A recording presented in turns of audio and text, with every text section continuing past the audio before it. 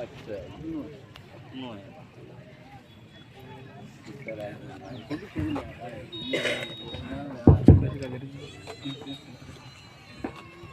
बोलिए मन्नारा जगदीश भाई नी, बोलिए मन्नारा जगदीश भाई की जय।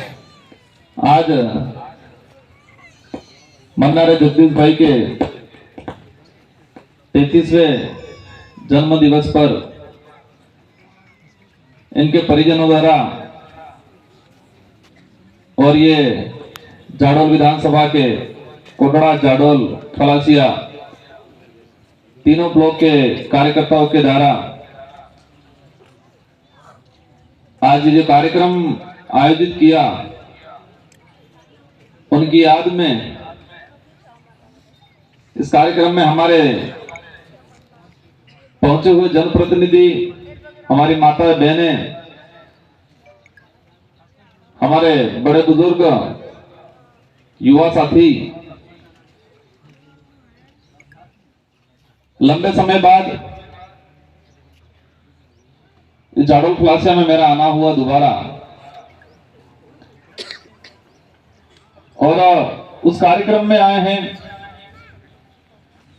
कि जिस कार्यक्रम से न तो ढंग की पॉलिटिकली बात कर पाएंगे हम, क्योंकि दुख का घटना है ये,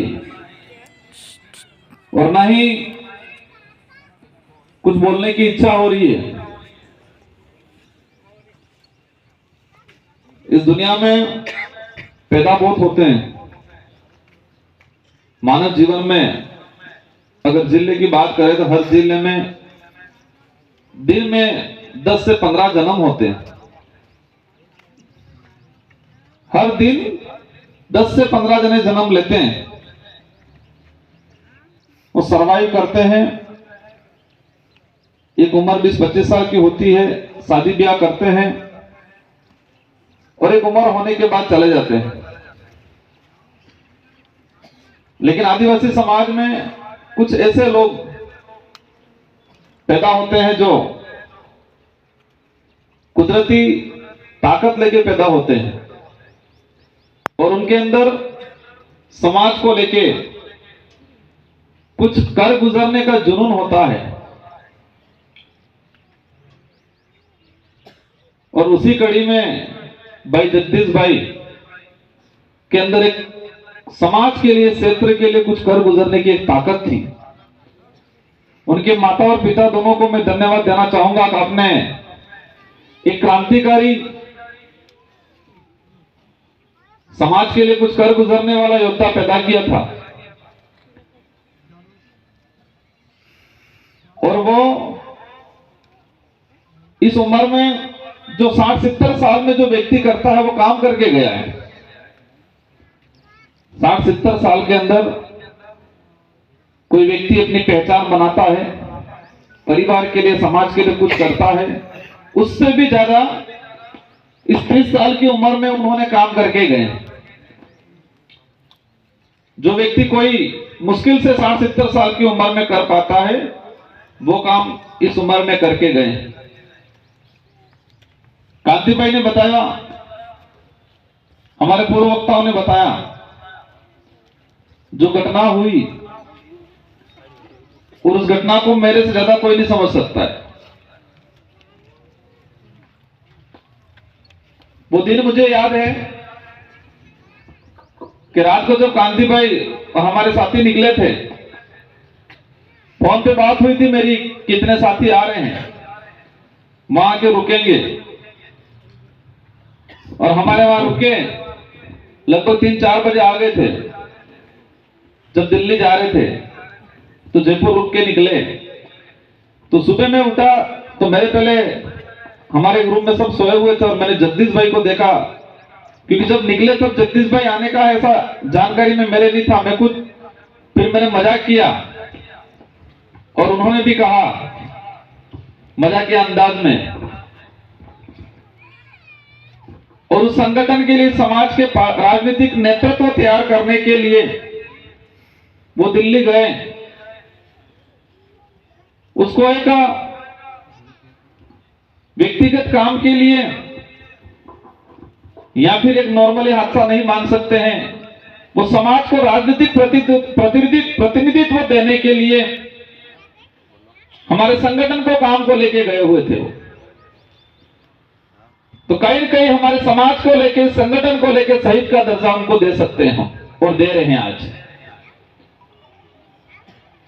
घटनाक्रम को लेके जब घटना होगी, मेरे पास फोन आया, मैं सोया हुआ था और जैसे मुझे पता चलता है ऐसा ऐसा हुआ है, जिस एम्बुलेंस वाले से मेरी बात हुई, मैंने कहा कैसे भी करके जल्दी एसएमएस पहुंचाना, कितना किलोमीटर है। और मैंने 6 बजे सुबह, मेरा जितना विवेक था, मेरी जितनी पहचान थी, मैंने पूरी कोशिश करके हर प्रकार के डॉक्टर की व्यवस्था करा दी। और इनसे पहले मैं हॉस्पिटल पहुंचा, लेकिन दुर्भाग्य की बात यह है क्योंकि भाई की सांसें हॉस्पिटल आने से पहले ही रुक गई थी। और आधे घंटे बाद इनके पिताजी का फोन आता है कि हम निकल गए हैं, कैसे हैं। और उस समय मेरी हिम्मत नहीं हो पाई कि मैं बोलूं क्या उनको, इनको क्या जवाब दूं। हर आधे घंटे में ये फोन करते, उनके साथी थे, जियाजी थे, क्या बोले साहब कोई दिक्कत तो नहीं। और वो घटना जो मैंने जो महसूस किया उस दौरान, वो दिन निकाला, लगभग ये 2 बजे तक आए, मेरी हिम्मत नहीं हो पाई कि उनको ये सच्चाई बता पाऊं।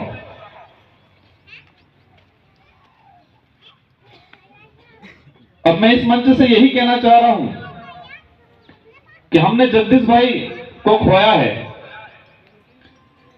लेकिन उनके जो विचार थे, उनके जो उद्देश्य थे, अगर उनको हमने पूरा नहीं किया तो हमारा श्रद्धांजलि कार्यक्रम करना या फिर उनको लेकर याद करना, वो सब व्यर्थ जाएगा। वो चाहते क्या थे? कई बार मेरी मुलाकात होती थी, कहते थे, हमारे उस इलाके में आते थे, चर्चा निकलती थी कि डूंगरपुर या खेरवाड़ा उधर का इलाका एजुकेशन के मामले में अच्छा है। और वो कहते थे मेरा क्षेत्र में एजुकेशन कम है, शिक्षा कम है, नौकरियां कम है, हमें उसको लेके काम करने की जरूरत है। वो बात बताते थे कि हमारे यहां शिक्षा कम होने की वजह से चुनाव के वक्त लोग छोटी मोटी लालच में इधर उधर हो जाते हैं, इसलिए उनको शिक्षित करना पहले जरूरी है। और आपका ये कोई हाईवे निकल रहा है यहां, उसको लेके भी कई बार कहा उस भाई ने मुझे कि एमएलए साहब, हमारा मन का गाड़त है कि कई जगह बिसी रही, और मैं बहुत कोशिश कर रहा हूं कि हमारे लोग वो जमीन नहीं बेचे, और बेचता भी है तो हमारे किसी भाई को बेचे, अदर को नहीं बेचे, मैं कोशिश कर रहा हूं, ये कहा था उन्होंने। क्या इस बातों की पालना कर रहे हो आप लोग सब? उनका एक उद्देश्य था कि ये जो हाईवे जो निकल रहा है, तो हमारे समाज के लोग, क्योंकि आप लोग डोंगरम पड़ जा रहे जा कार्य 10-15-20 लाख बीटा नहीं, और बाहर ना दलाल अल्लाह थोड़ा बता दी, તમારા मन का गाड़ा वजू करे में जगह कई किसी रीते तो अब्बा वाला सूर के रहेगा, के मकान बनावेगा, के खेती करेगा, ये चिंता उस भाई को थी। तो वो भाई हमेशा कहता कि मैं सबको मोटिवेशन कर रहा हूं कि हमारी जगह बिजान केने नहीं, वैसे बाई चांस जरूरत भी है ना, जगह बदर भी है, तो वैसे थे हमारे उस भाई ने वैसे इमो प्रयास करो, इनके तो ही भाई। अगर आसपास इलाके में हम सच्ची श्रद्धांजलि देना चाहते हैं तो आज ठान के जाना है, यहां पर जो पांडाल में है, और ये बात अदर सोशल मीडिया के माध्यम से दूसरी जगह जाती है इस इलाके के अंदर, तो आपको सच में इस भाई के जो संघर्ष था, उस भाई के जो उद्देश्य थे, वो सच्ची श्रद्धांजलि देने हैं। रास्ते करके जाना कि अपने यहाँ इलाका में कोई जगह बेचेगा नहीं, करोगा? जमीन नहीं बेचोगे, तय करोगे कि नहीं करोगे? करोगे? हाथ ऊंचा करो दिल से। उस भाई का उद्देश्य था कि हमारे भाई किन्हें बीजान जगाने में से अगर बेचता भी है तो हमारे किसी भाई को बेचे, ये उद्देश्य था उस आदमी का। थोड़ी तकलीफ सह लेना, थोड़ी कभी मिर्ची रोटी खा लेना, लेकिन जमीन मत बेचना, क्योंकि आने वाली पीढ़ी जिस जमीन को बेचोगे उसी जमीन पे नौकर बन के काम करेगी। और ये देखते हैं हम कई जगह कि कई जगह देखा है हमने कि बड़े बुजुर्गों ने वो जमीन बेच दी, वहां कॉलोनियां बन गई, लेकिन उसी बड़े बुजुर्ग आदमी का बच्चा उसी कॉलोनी में भीख मांग के खा रहा है आज। तो ये स्थिति हमारे यहां नहीं होनी चाहिए। नेशनल हाईवे 8 है, उस पर भी हमने देखा है। एक तो उदाहरण ऐसा है, कहें एमएलए साहब आप पूरी जगह हमारी थी, आगे बनेगी पीली होटल, पीली बनेगी पूरे पेट्रोल पंप, बने बिच्ची हमारे बापे बिच्ची तमें हो करो सुखीदार में काम करो।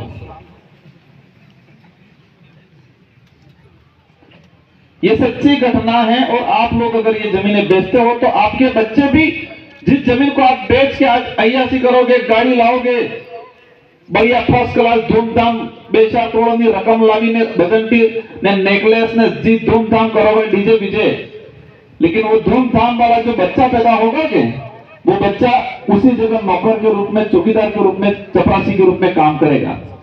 जिस जमीन को आप बेच के अय्यासी करोगे उसी जमीन पे जो बनेगी होटल या मकान, वही आपका बच्चे का बच्चा साफ सफाई नु काम करी नौकर करेगा या मांगी खाएगा। तो वो भाई ये चाहता था कि हमारे इलाके में, और सारे गुजरात के लोग पढ़े हैं इस इलाके को, हमारा इलाका स्वर्ग है। स्वर्ग की बीजे नहीं है, हाँ स्वर्ग है। शुद्ध ऑक्सीजन મળે આપણે मोटा मोटा शहर में ऑक्सीजन लेवानु भी एटीएम लागवानु है। मनक बीमार रहे ने एटीएम लगेगा, बॉक्स बनेगा, आराम शुद्ध ऑक्सीजन मिलेगा, अर्धो घंटो जाएंगे ऑक्सीजन लिएगा, पसे अभी फरेगा, काम करेगा। ये बड़े शहरों में ये शुरुआत होने वाली है। तो हमारे यहाँ शुद्ध ऑक्सीजन है, शुद्ध पानी है, माहौल बढ़िया है, और स्वर्ग पे सबकी निगाहें हैं, गुजरातियों की निगाहें हैं, और ये गुजराती पूरे देश को भी डुबो रहे हैं। डुबो रहे नहीं डुबो रहे। और इस मंच से मैं उस बात पे नहीं जाना चाहूंगा, लेकिन ये तय करके रखना, और मुझे दुख है कि आप सबने ही मिलकर, वो भाई चुनाव लड़ना है यूं करके मेहनत नहीं कर रहा था, वो भाई मेरे समाज के लिए लड़ूंगा यूं करके मेहनत कर रहा था, लेकिन सबकी इच्छा थी कि इस भाई को चुनाव लड़ाए ताकि ये जो मेहनत है और ये जो लड़ाई ताकत के साथ लड़े, विधानसभा में जाके लड़े, ये चाहते थे आप सब और हम सब भी। और ऐसा हादसा होने के बाद इनके डर से किया गया, कारण कुछ भी रहे हो, लेकिन ये यहां की लड़ाई हमको लड़नी है। तो आप सबको एकजुट होके एक स्वर में आने वाला पंचायती राज चुनाव और विधानसभा चुनाव लड़ना पड़ेगा, तभी तुम्हारी जल जंगल जमीन बचेंगे, और तभी यहां से आरक्षण को लेके आवाज जाएगी। बाकी पहला तो अरे रुको मैं देता हूं जवाब मुझ कहेंगा हम जिंगे मैं कहने के वाचा हूं कोई गतागम नहीं। पहला कोई बाहरी आलू थोक अटलू बोलजो तो अटलू बोली प्यार करी आले। तो यही विचारधारा इस क्षेत्र का उद्धार करेगी। और जगदीश भाई के जो उद्देश्य थे आप सबको मिलकर पूरे करने हैं। उद्देश्य ये थे बच्चे पढ़े। मैं विधायक था, मैंने घोषणा की थी और मैं विधानसभा क्षेत्र से 50 बच्चों को मैं दिल्ली हवाई जहाज से भ्रमण करने लेके गया था। और उसी बात को पकड़ के वो कुछ नहीं थे, फिर भी उस भाई ने किसी स्कूल में घोषणा की थी कि यहाँ का टॉपर बच्चा होगा उसको मैं हवाई जहाज से दिल्ली का भ्रमण कराऊंगा। ये घोषणा की थी जगदीश भाई ने। तो वो चाहते थे कि पढ़ाई को लेके मोटिवेशन आए, बच्चों में कंपटीशन बने। इसलिए वो चाहते थे किस तरह की मैं घोषणा करूं ताकि बच्चों के अंदर कंपटीशन की भावना बढ़े। और आसपास पड़ोस के जितने जो साथी हैं, इस परिवार के जितने जो कार्यकर्ता हैं, और हम सब जनप्रतिनिधि आ गए। जगदीश भाई के बच्चे जो हैं, इनके माता पिता हैं, उनके वाइफ हैं। भविष्य में कहीं भी तकलीफ होती है, अगर जाके खड़े रहे तो सच में आप जगदीश भाई के दोस्त थे, सच में आप जगदीश भाई के हितैषी थे, और सच में आप जगदीश भाई का जो संघर्ष था, उस संघर्ष को लेके आप प्रेरित थे, ये तय होगा। बाकी मंचों पे आके भाषण दे दिया, ग्रुपों में लिख दिया, उससे नहीं होगा। इस परिवार पे कभी भी संकट आया, इस परिवार को कभी भी आपकी जरूरत पड़ी, अगर तब आप खड़े नहीं होते हो और ग्रुपों में हम लिखते हैं, दुख व्यक्त करते हैं, मंचों से दुख व्यक्त करते हैं, तो मजा नहीं आएगा, वो सच्ची श्रद्धांजलि भी नहीं होगी, वो सच्चा उस भाई के प्रति प्रेम भी नहीं होगा। इसलिए मैं जितने जो कार्यकर्ता हैं आस पड़ोस के, क्योंकि वो आदमी आपके इस क्षेत्र में क्रांति लाने का काम किया, उस आदमी ने। आज आप सब जो पांडाल में आज हमको सुन रहे हो, आप हमको भी कहीं न कहीं आदर्श मान रहे हो, हमारे विचारों को आदर्श मान रहे हो, और हमारे कार्यकर्ताओं में जो एक खून के रिश्ते से भी बढ़ के जो रिश्ता बना है, आपस में विश्वास बना है, वो कहीं न कहीं इस क्षेत्र से उस क्षेत्र को जोड़ने में जगदीश भाई का बहुत बड़ा रोल था। इसलिए इस भाई के जो संघर्ष है, उस भाई का बलिदान है, उसको अपन नहीं भूल सकते हैं, लेकिन अपन सब मिलके उस भाई के जो उद्देश्य थे वो जरूर पूरे करेंगे। इसमें आप सबका साथ सहयोग चाहिए। इन्हीं शब्दों के साथ भाई मन्नारा, जगदीश जी और उनके जो परिवार और उनके जो बच्चे हैं, इन सबको भी कभी भी हमारी जरूरत पड़ेगी, हम खड़े रहेंगे। और भाई की दिवंगत आत्मा, आज उनका जो समय हुआ है, कोरोना काल के दौरान एक कार्यक्रम नहीं कर पाए, लेकिन मैं परिवारजन से और सबसे अनुरोध करना चाहूंगा कि हम प्रति साल एक नई तरीके से नया कुछ संशोधन लाके इसी तरह कार्यक्रम करते रहें। इन्हीं शब्दों के साथ आप सबको धन्यवाद, आभार, जय जवाहर।